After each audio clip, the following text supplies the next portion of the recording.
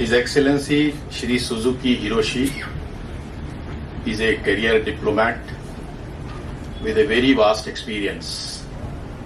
He has joined the Foreign Service of Japan in 1985 and has served in various capacities in very senior positions, including countries in Europe, Middle East, and he has been serving as the Ambassador of Japan since September 2022.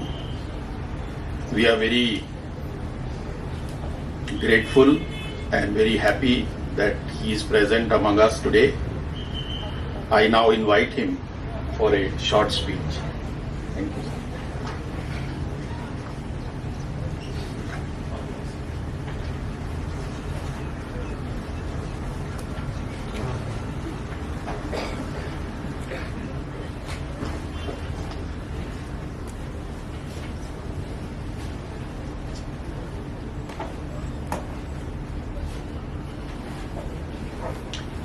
Honorable Chief Minister of Nagaland, Sri Nephew Rio,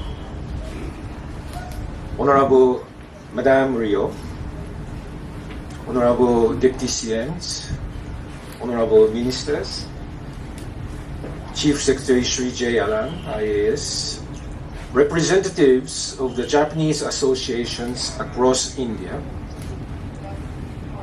distinguished guests, ladies and gentlemen. Viva Zomo!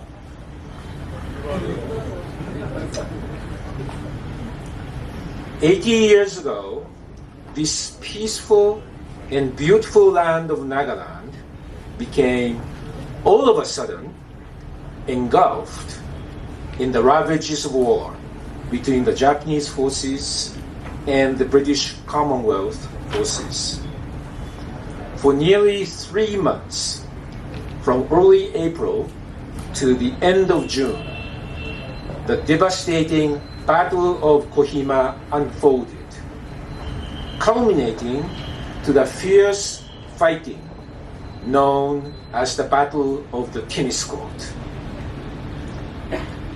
The people of Nagaland, who had nothing to do with the war, inevitably had to go through a great ordeal.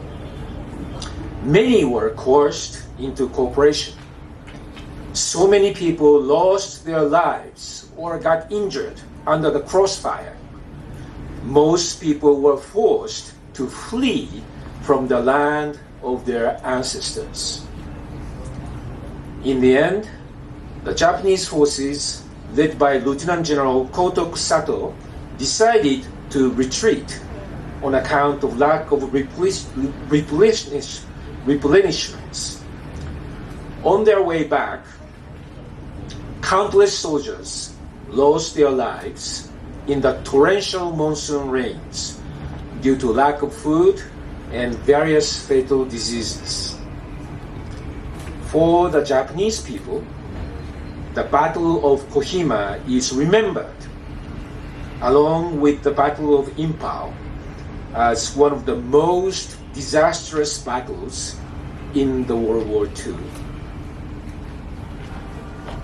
In this milestone year of the 80th anniversary of the Battle of Kohima, I feel deeply honored to witness the inauguration of the Kohima Peace Memorial, established by the great leadership of the Honorable Chief Minister of Nagaland, Sri Nephew Rio.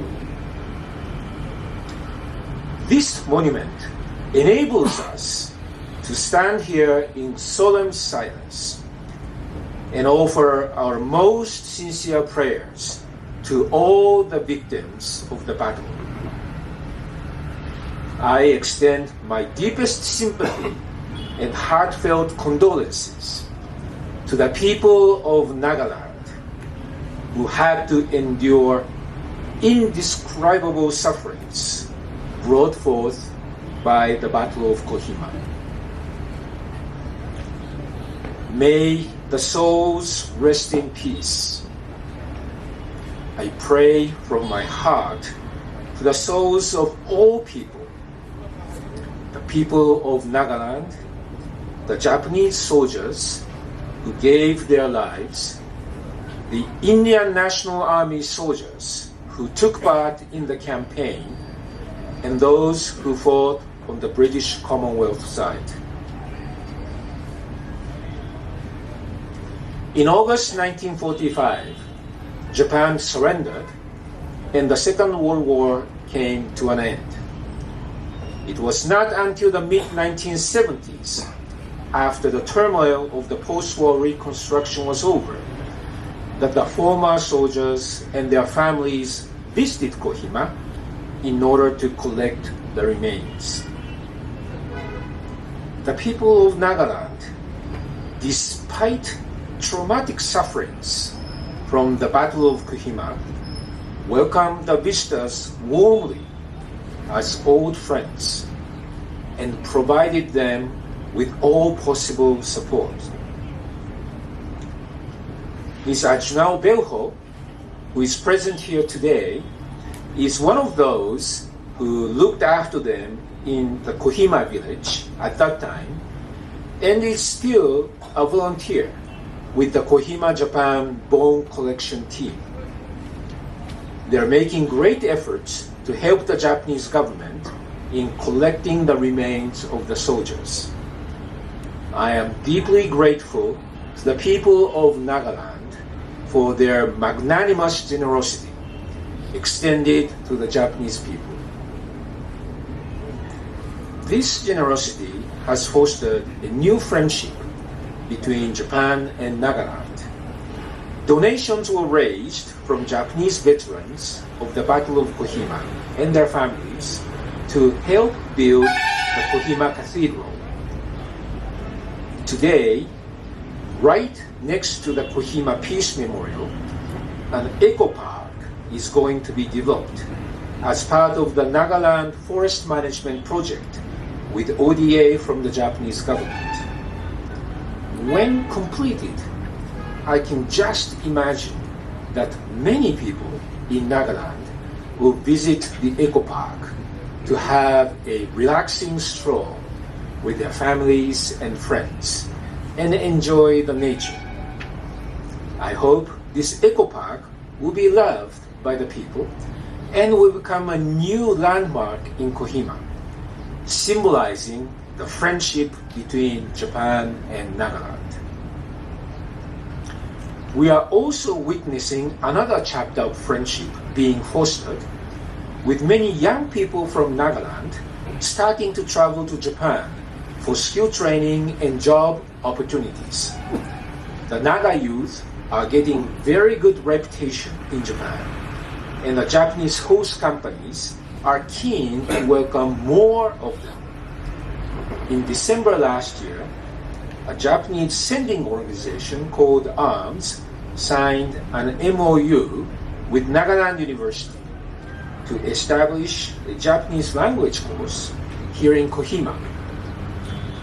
This, I hope, will encourage more and more Naga youths to learn Japanese language and seize skill training and job opportunities in Japan. In conclusion, I would like to express my most sincere gratitude to the Honorable Chief Minister, Sri Nepiu Rio, and all the people of Nagaland for erecting the Peace Memorial. This memorial, I hope, will invite more Japanese people to visit Kohima in the future. I am convinced that the friendship originally fostered through the remains collection between Japan and Nagaland will be further strengthened through the construction of Eco Park, as well as exchange of young people, and they will become new bridges between Nagaland and Japan, and between India and Japan. Pejiye. Thank you very much.